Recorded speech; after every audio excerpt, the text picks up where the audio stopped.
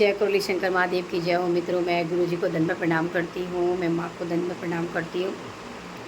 तो आज की वीडियो मेरी बहुत ही इंटरेस्टिंग होने वाली है और आप प्लीज़ शेयर करिए और सबके साथ शेयर करिए, ध्यान से सुनिए, क्योंकि आज जो मैं बताने जा रही हूँ, हालांकि बहुत लोगों ने वीडियो बताई है और गुरुदेव तो हर एक वीडियो उनकी लाइव होती है, आप रियली उनको देखते ही हैं। तो चलती हूँ, मैं ज़्यादा बातें नहीं करती हूँ और हम वीडियो की तरफ बढ़ते हैं। तो जैसा कि आज मैं आपको बताने जा रही हूँ कि गलत पूजा पाठ का परिणाम क्या हो सकता है। और हम पूजा पाठ के लिए काफ़ी एक्साइटेड होते हैं, हम किसी को देखकर एक्साइटेड कभी कभी हो जाते हैं और उनकी तरह हम पूजा पाठ करने लगते हैं। ओके, तो जब हम बहुत ज़्यादा पूजा पाठ करने लगते हैं, हमें नहीं पता होता है कि हम जिन भगवान की पूजा कर रहे होते हैं वो हमारे लिए कंफर्टेबल है या नहीं, क्योंकि हमें जानकारी कुछ नहीं होती, क्योंकि वो तो हम किसी दूसरे से सीखते हैं। तो दूसरे से सीखकर हम भी वही करने लगते हैं, बट उसका फल विपरीत होता है। हो सकता है जिसका फल उसे मिल रहा है उसे पॉजिटिव है, वो उसके कर्म हैं, बट उसे भी एक दिन वही पॉजिटिव एनर्जी पॉजिटिव ना हो करके उसे बेकार टाइप में मिलने लगती। तो हम उसकी पॉजिटिव एनर्जी देखकर हम भी वैसा ही करने लगते हैं और हम काफ़ी फिर परेशान होने लगते हैं। फिर हमें ऐसा लगता है कि हमने ऐसा क्या कर दिया। तो किसी को भी देख करके आप अपनी पूजा पाठ में परिवर्तन ना करें। अगर आप पूजा पाठ कर रहे हैं, ठीक है, जैसे कि बिल्कुल सिंपल सी बात है, इस धरती में मैं तो बहुत ज़्यादा भगवान नहीं, मैं मुझे पता चलता है, जैसे कि जो हमारे गुरुजी ने बताया, हम बचपन से भी देख रहे हैं कि शिव जी और नारायण, लक्ष्मी, ये कुछ देवता देवी मेन होते हैं। आप जिनकी पूजा आराधना बहुत अच्छे तरीके से कर सकते हैं, सिर्फ उनकी ही। जैसे कि गुरुजी ने हमारे, देखो, पहले ही भोलेनाथ का रुद्राभिषेक सुबह से चालू होता है।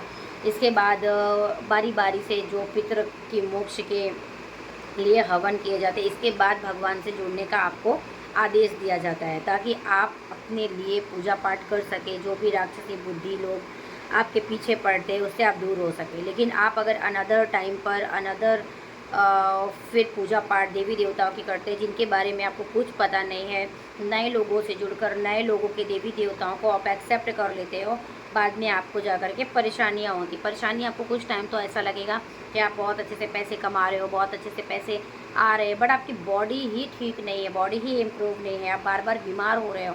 उस वक्त क्या करेंगे? तो उस वक्त के लिए ही आप सोचो कि क्या अगर आपकी पूजा पाठ इतने स्ट्रांग होते, आप इतने अच्छे ही होते, तो आप बीमार क्यों हो रहे थे? आप किसकी पूजा कर रहे थे? तो नई नेसेसरी चीज़ें जुड़ी।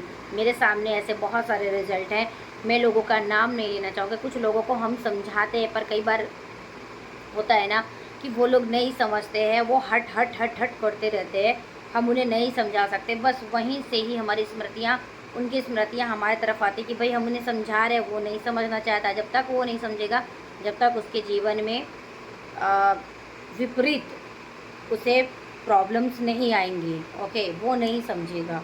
जैसे ही उसके लाइफ में प्रॉब्लम्स आएंगी तभी वो समझेगा।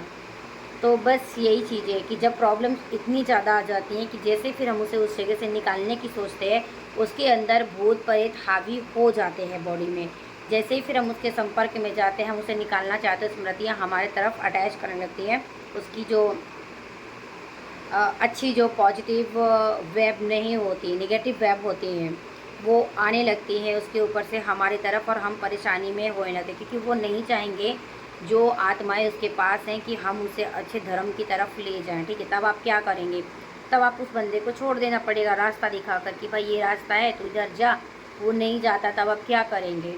वही स्मृतियाँ फिर आपके पास ट्रैवल होने लगती हैं। समझाएं उसे जो आपकी बात समझे, समझाएं ना समझाएं उन्हें जो आपकी बात ना समझे, ठीक है ना। ऐसा बोला भी गया है ना कि अपने ही पैर में कुल्हाड़ी मारने के बराबर होती है। तो यही सारी चीज़ें थी कि गलत पूजा पाठ से बहुत बड़ा दुष्परिणाम होते हैं, क्योंकि वो देवी देवता असली में नहीं रहते। वो आपके शरीर, आप अगर उन्हें खाने को नहीं दोगे, धीरे धीरे वो आपको ही खाना शुरू कर देते हैं। यही मुझे कहना था। तो जो गुरुजी बताए आप वो बातों को समझें, उतनी पूजा पाठ करें, वहीं जगह पर जाए, ज़्यादा बहुत पूजा पाठ में ना रहें, अपने ऊपर ध्यान दें, अपनी कमाई पर ध्यान दें, बाबा माँ पर ध्यान दें। बस मेरे साथ तो अभी यही सारी चीज़ें। और अगर मैं मंदिर जाती भी हूँ, भोलेनाथ जहाँ पर होते, मैं वही मंदिर जाती हूँ। और यही सारी चीज़ें बोलना था। मेरी वीडियोस को शेयर कीजिए, जहाँ पे भी मुझसे गलती है तो प्लीज़ क्षमा कीजिए। नेक्स्ट वीडियो में मैं आपके साथ फिर से मिलती हूँ। जब तक के लिए जय बाबा की।